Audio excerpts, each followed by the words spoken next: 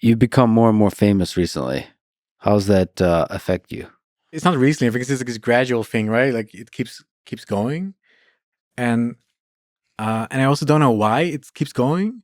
Does that put pressure on you to, because you're pretty open on Twitter and you're just like basically building shit in the open Yeah. and just not really caring if it's too technical, if it's any of this, just being out there. Does it put pressure on you as you become more popular to be a little bit more like collected and Man, I think the opposite, right? Like, because the people I follow are interesting because they say whatever they think and they ship or whatever.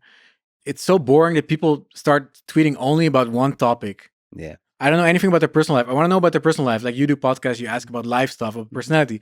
That's the most interesting part of like business or sports. Like what's the behind the sport, the athlete, right? Behind the entrepreneur.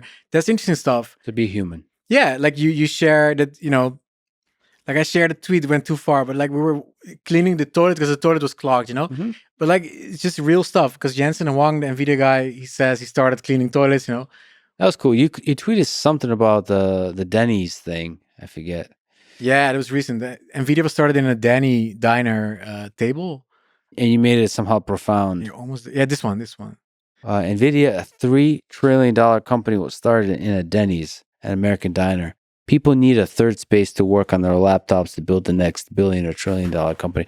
What's the first and second space? The home office. And then the in between, the island. I guess, yeah. The island. Yeah. You need a space to like congregate. Man, and I found history on this. So 400 years ago in the coffee houses of Europe, the scientific revolution, the Enlightenment happened because they would go to coffee houses, they would sit there, they would drink coffee, and they would work. They would write, or they would do debates, and they would organize marine routes, right? They would do all the stuff in coffee houses in Europe, in France, in Austria, in UK, in Holland. So we were always going to cafes to work and to have serendipitous conversations with other people and start businesses and stuff. And when you asked me to come on here and we flew to America, and the first thing I realized was that I've been to America before, but we were in this cafe and like there's a lot of laptops, everybody's working on something. And I took this photo. And then when you're in Europe, like large parts of Europe now, you cannot use a laptop anymore. It's like no laptop, which I understand. But that is to you a fundamental place to create shit, isn't that? Natural, organic co-working space of a coffee shop. For a lot of people. A lot of people have very small homes, and co-working spaces are kind of boring. They're not very. They're private. They're not serendipitous. They're kind of boring. Cafes are amazing because random people can come in and ask you, "What are you working on?" Or and not just laptops. People are also having conversations like they did 400 years ago, debates or whatever. Things are happening, and man, I understand the aesthetics of it. Like. It's like, oh, startup bro shipping his bullshit startup, like. Mm-hmm.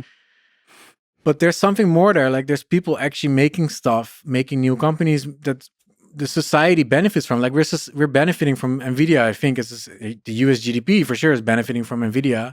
European GDP could benefit if we build more companies. And I feel in Europe there's this vibe and this. You have to connect things, but not allowing laptops in cafes is kind of like part of the vibe, which is like. Yeah, we're not really here to work. We're here to like enjoy life. I agree with this. Anthony Bourdain, like this tweet was quote tweeted with Anthony Bourdain photo with him with cigarettes and a coffee in France. And he said, this is what cafes are for. I agree. But there is some element of like entrepreneurship.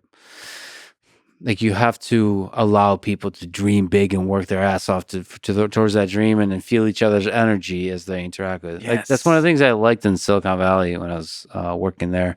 It's like the cafes. Like, there's a bunch of dreamers that you can make fun of them for like everybody thinks they're going to build a $1 trillion company, but like and it's odds. Not everybody wins. 99% of people will be bullshit, but they're working their ass off. And they're doing something, and you need to pass this startup bro. Like, oh, it's startup bro level. No, it's not. It's people making cool shit. Yeah, and this will benefit you because this will create jobs for your country and your region. And I think in Europe, that's a big problem. Like we have a very entrepreneurial mindset. Dream big and build shit. Yeah. I mean, this is really inspiring. This is a pinned tweet of yours. All the projects that you've tried and the ones that succeeded. There's very few. Mute life. It was for Twitter to mute, to share the mute list. Yeah. mute words. Fire calculator, no more Google.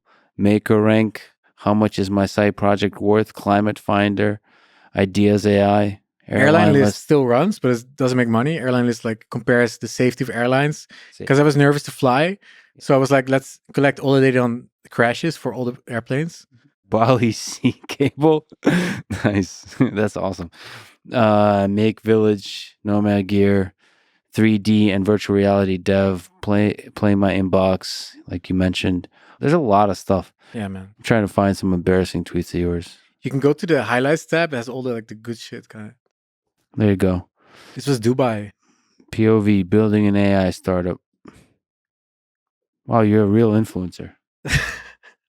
And if people copy this photo now and they change the screenshot, it becomes like a meme. Of course, you know. This is good. Man, this is how Dubai looks. It's insane. That's beautiful. Architecture-wise, it's crazy. The stories behind this. Yeah, the stories behind for sure. So this is about the European economy where like... European economy landscape is ran by dinosaurs, and today I studied it so I can produce you with my evidence. 80% of top EU companies were founded before 1950. Only 36% of top US companies were founded before 1950. Yeah, so the median founding of companies in US is something like 1960. And the median of the top companies, right? And the median in Europe is like 1900 or something. Yeah. So it's here, 1913 and 1963. So there's a 50-year difference. It's a good representation of the very thing you were talking about, the difference in the cultures, entrepreneurial spirit of the peoples. But Europe used to be entrepreneurial. Like there was companies founded in 1800, 1850, 1900. It flipped like around 1950, where America took the lead. And I guess my point is like, I hope that Europe gets back to, because I'm European, I hope that Europe gets back to being an entrepreneurial culture where they build big companies again. Because right now, all the old dinosaur companies control the economies. They're lobbying with the government. Europe is also, they're infiltrated with the government where they create so much regulation. Like, I think it's called regulatory capture, right? Where it's very hard for a newcomer to join and to enter an industry because there's too much regulation. So actually, regulation is very good for big companies because they can follow it. I can't follow it, right? If I want to start an AI startup in Europe now, I cannot because there's an AI regulation that makes it very complicated for me. I probably need to get like notaries involved. I need to get certificates, licenses. Whereas in America, I can just open my laptop. I can start an AI startup right now.